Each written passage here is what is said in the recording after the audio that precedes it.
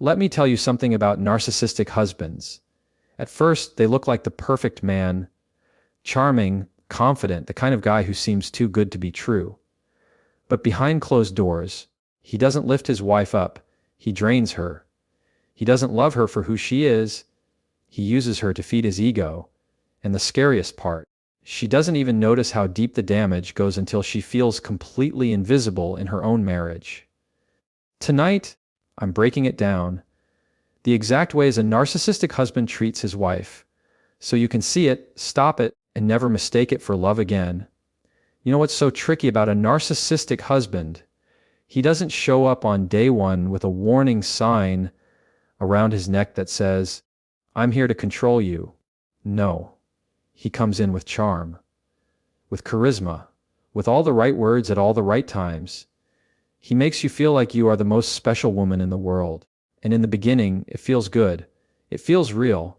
He studies you, learns what makes you smile, what makes your heart race, and he mirrors that back at you until you're convinced you've found your soulmate. That's how it starts. But that's not how it stays.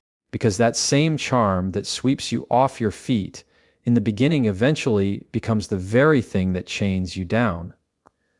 It stops being about making you feel good, and it starts being about making him feel powerful.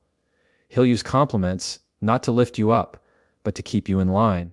He'll say just enough sweet things to make you forget the sharp edge of his criticism. He'll smile just long enough to make you doubt the anger you saw in his eyes the night before. He knows how to play both sides, and that's where the control slips in. At first, you don't see it as control, you see it as attention. He notices what you wear, what you say, how you move. And that feels flattering, right? Until it doesn't. Until you realize that what he's really doing is shaping you, steering you, making sure you behave in a way that serves his ego.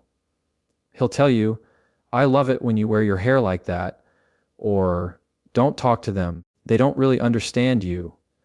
And on the surface, it feels like he's invested, like he cares. But look closer. Those aren't words of love. They're strategies of control. And here's the thing, a narcissistic husband doesn't take control in one big moment. It's not a dramatic takeover. It's slow. It's subtle. It's in the little adjustments, the tiny corrections, the gentle nudges that, over time, change the way you walk, the way you talk, the way you think, until one day you realize you're not even living as yourself anymore. You're living as the version he approves of. It's almost like he builds a cage out of compliments and smiles. And every time you step into that cage, you think you're stepping into love. But in reality, you're stepping into control.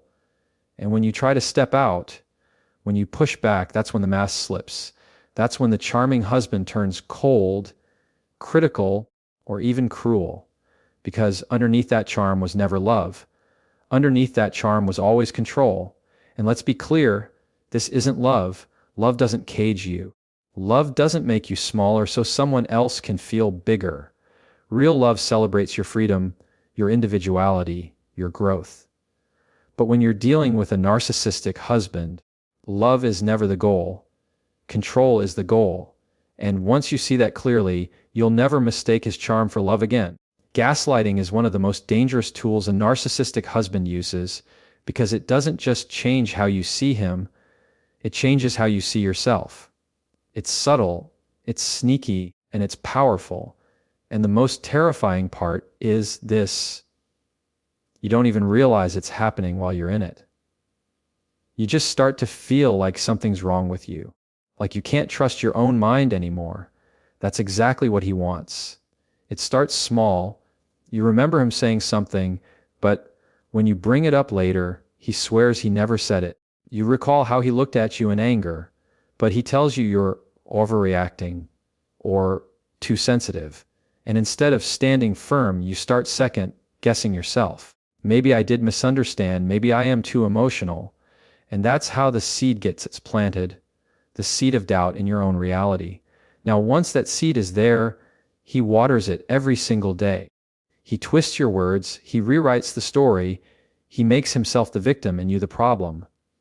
And the longer you're with him, the more you start to question your own memory, your own judgment, your own instincts. That's the goal. Because if he can convince you not to trust yourself, then who do you have left to trust? Him. And that's exactly where he wants you. It's a slow erosion of confidence. Imagine this. You walk into a room certain that you left the light on. He tells you it was never on. You clearly remember him promising something. He says he never promised it. You feel hurt by something he said, but he insists he never said it. And over time, the fight inside of you starts to weaken, because what's the point of arguing when every argument ends with you being wrong? Even when you know you're right. That constant rewriting of truth makes you feel small, powerless, and dependent. And here's the trap: gaslighting doesn't always come with anger. Sometimes it comes with a calm voice, a steady look, maybe even a laugh.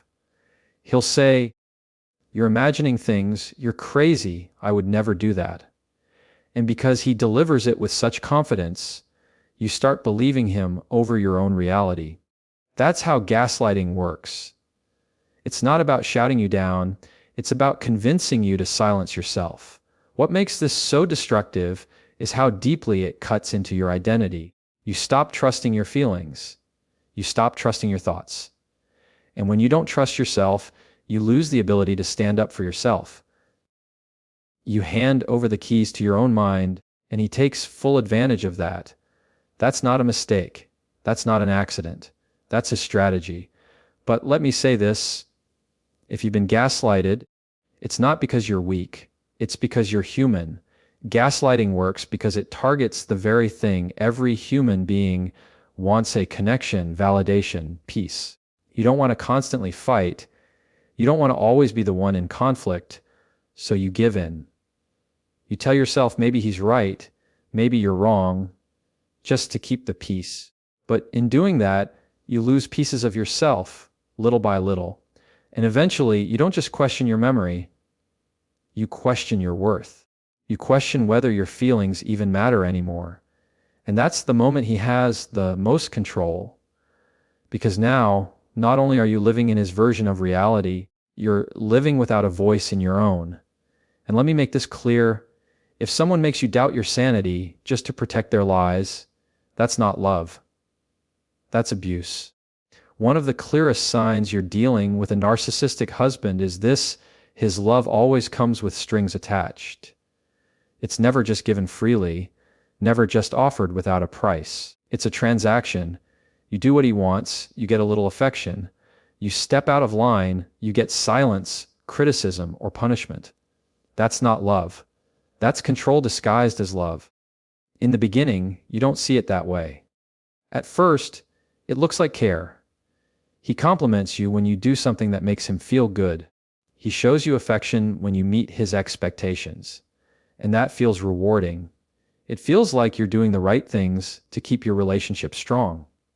But over time, you start to notice a pattern: his warmth only shows up when it benefits him. And when it doesn't, when you dare to have your own thoughts, your own boundaries, or your own needs, that love disappears. He might not even say it out loud, but the message is clear. His approval has to be earned. His affection has to be deserved. And you learn little by little that the only way to keep the peace is to shrink yourself, to mold yourself, to become what he wants instead of who you really are. You start making choices, not based on what feels right to you, but on what will get you his attention, his approval, or at the very least, his silence instead of his anger. And here's the dangerous part. When love becomes conditional, you start confusing compliance with connection. You start believing that if you just try harder, love him more, sacrifice a little bit more of yourself, maybe he'll finally give you the love you've been waiting for. But the truth is, he's never going to give it, because unconditional love isn't in his vocabulary. His version of love is built on control, not care. Think about it. Real love says, "I'm with you even when you're not perfect." But his kind of love says, "You better be perfect for me, or you'll pay the price." Real love says, "You're enough as you are."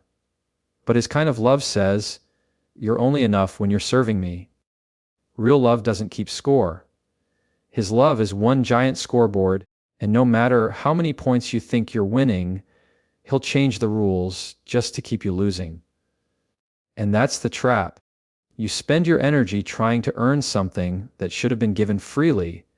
You spend your days adjusting, apologizing, bending over backwards, thinking maybe if you just do it right this time, he'll finally treat you the way you deserve.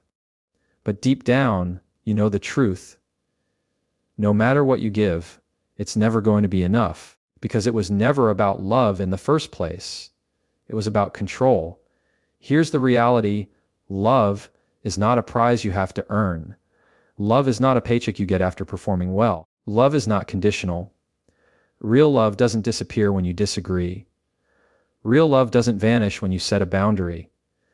Real love doesn't punish you for being human. And if someone only shows up when you're doing what they want, that's not love. That's a leash. One of the quietest, but most effective weapons a narcissistic husband uses is isolation. And the way he does it is so subtle, you don't even recognize it at first. He doesn't come out and say, "I don't want you to see your friends or your family anymore." That would be too obvious. Instead, he chips away at those connections little by little until one day you look around and realize you don't have anyone left to turn to. That's not an accident. That's strategy. It starts with simple comments, the kind that almost sound like concern. "Why do you tell your mom everything? She doesn't really understand us." Or, "Your friends don't really support our relationship, they're just jealous." He plants tiny seeds of doubt about the people closest to you. And because you want to keep the peace, you pull back just a little. You don't call as often. You cancel plans here and there, and he rewards you for it with affection, with attention, with that charm you've been craving. You don't see it as isolation. You see it as prioritizing your marriage. But over time, it becomes a cage. He doesn't just attack your relationships directly. He creates circumstances that make those relationships harder to keep. Maybe he criticizes you for spending too much time away. Maybe he makes you feel guilty for wanting to go out.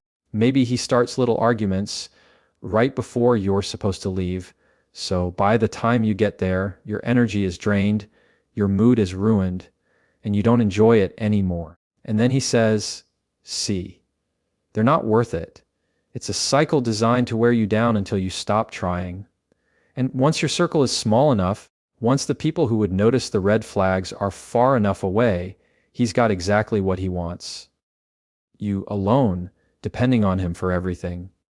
He becomes the center of your world, not because you chose it, but because he cut everything else away until he was all that was left. That's when his control is the strongest, because now, when he gaslights you, when he criticizes you, when he makes love conditional, you don't have a strong support system reminding you that you're not crazy, you're not wrong, and you deserve better. The danger of isolation is that it makes you feel like you don't have options. When your support network is gone, you start to believe the lie that you can't leave, that no one else would understand, that you're stuck. And that's exactly the lie he wants you to believe, because as long as you believe that, he has no reason to fear losing you. Isolation isn't just about removing people from your life. It's about removing your safety net, the people who could catch you when he lets you fall. But here's the truth he doesn't want you to know. Those people still love you. They still care about you. They're still there, even if the connection feels distant or strained. And deep down, you know that. You know the silence in your marriage isn't safety, it's loneliness. You know the absence of real support isn't peace, it's control. And the moment you start reaching back out, the moment you remember who you are outside of him, his power starts to crumble. Because real love never isolates. Real love doesn't cut you off from the people who care about you. Real love wants to see you surrounded, supported, lifted up. And if someone is pulling you away from the people who make you stronger, it's because they're afraid of how strong you'll be without them. One of the cleverest tricks a narcissistic husband plays is hiding his criticism under the mask of help. He doesn't come at you with outright insults, at least not in the beginning. Instead, he frames it like advice, like guidance, like he's just trying to make you better. And because it's wrapped up in the language of care, it's easy to miss what it really is. Constant tearing down. It usually starts with little comments. Maybe you're getting dressed, feeling good, and he says, "Are you sure that's the look you want to go with? I mean, it's fine, but I think you'd look better in something else." That sounds harmless enough, maybe even thoughtful. But underneath it, there's a message: who you are, what you chose wasn't good enough. And when it happens once, you brush it off. When it happens 10 times, 20 times, you start to question yourself before you even step out of the room. You stop trusting your own decisions because you're waiting for his approval. That's not help. That's control. He'll tell you how to speak, how to act, how to handle situations, always with that same tone of superiority, like he knows better. And if you call it out, if you push back and say, "That feels like criticism," he'll smile and say, "I'm just trying to help you. You should be grateful I care enough to say something." That right there is the trap. He turns his criticism into a favor, and suddenly, you're the one who feels guilty for not appreciating it. What makes this so destructive is how it disguises itself as love. You start to believe maybe he's right, maybe he really does know better. And instead of feeling supported, you feel corrected. Instead of being loved for who you are, you feel constantly shaped into who he wants you to be. Over time, that eats away at your self-esteem. You stop seeing yourself through your own eyes, and you start seeing yourself through his critical lens. And when that happens, you lose confidence in your own worth. And here's the truth. Criticism disguised as help is still criticism. Love doesn't need to disguise itself. Real help comes from a place of encouragement, not correction. Real love says, "I believe in you," not, "Here's what you need to fix about yourself so I can accept you." When he criticizes you under the pretense of help, what he's really saying is, "You're not good enough as you are." And the more you internalize that message, the more power he gains. Because once you believe you're not enough, you'll keep turning to him for direction, for validation, for proof that you're doing it right. And that's exactly where he wants you. Dependent, insecure, always chasing his approval. But let me be clear, love doesn't look like constant correction. Love doesn't sound like a never-ending list of things you should do differently. Love doesn't require you to feel smaller in order for the other person to feel bigger. Love builds. Love uplifts. Love celebrates. And if someone keeps breaking you down under the excuse of help, it's not because you're broken. It's because they need you to believe you are. The most heartbreaking part of being married to a narcissistic husband is what happens to the wife over time. It's not the arguments.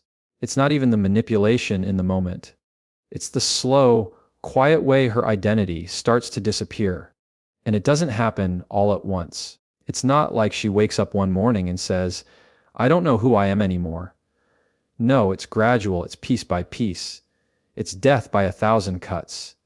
At first, she still feels like herself. She still laughs with her friends. She still has dreams and goals. She still knows what she loves. But little by little, those things start to fade. The laughter gets quieter. The dreams get smaller. The spark that once defined her gets dimmer. And why? Because she's living in an environment where every part of her is filtered through his approval. If he doesn't like it, she hides it. If he criticizes it, she lets it go. If he disapproves, she learns to silence herself. It's in the little compromises, changing how she dresses, watching what she says, adjusting her behavior just to keep the peace. It's in the way she gives up hobbies she once loved because he mocks them or dismisses them. It's in the way she loses touch with her friends, not because she wants to, but because he's made her feel guilty for spending time with them. And before long, the woman who once had her own life, her own fire, her own identity, has become a shadow of who she used to be. And here's the cruelest part. He prefers her that way. Because the less of her there is, the easier it is for him to control what's left. The weaker she feels, the stronger his grip becomes. And that's what makes it so devastating. It's not just about what he takes from her on the outside. It's about what he strips away on the inside. Her confidence, her independence, her sense of self. But I want to say something important here. If you've ever felt that way, if you've ever looked in the mirror and thought, I don't even recognize myself anymore, it's not because you're gone. It's because you've been buried under years of someone else's control. Your identity doesn't disappear. It gets hidden. It gets pushed down. But it's still there. That fire, that spark, that version of you before all the criticism, before all the gaslighting, before all the control, she's still there, waiting. And that's what a narcissistic husband never wants you to realize. He wants you to believe you've lost yourself for good, because then you'll stay dependent on him forever. But the moment you start peeling back those layers, the moment you start reclaiming pieces of yourself, the moment you start remembering who you were before him, that's when his power starts to break. Because the truth is, your identity was never his to take. He might have convinced you to silence it, to bury it, to forget it, but he never destroyed it. And the moment you find it again, you'll see him for what he really is, not a partner, not a protector, not a source of love, but a man who needed to shrink someone else just to feel big himself. And when you realize that, when you take back who you are, you take back everything he tried to steal